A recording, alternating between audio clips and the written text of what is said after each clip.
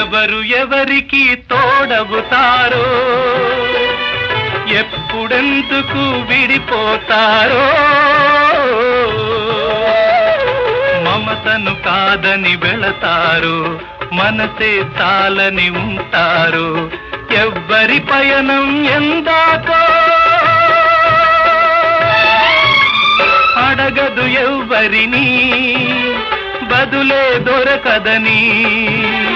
అడగదు ఎవ్వరిని, బదులే దొరకదని. కడుపు తీపికి రుజువేముంది, అంతకు మించిన నిజమేముంది. కాయే చిట్టుకు బరువైతే చిట్టును భూమి మోస్తుందా? ఇప్పుడు తప్పును తెలుసుకొని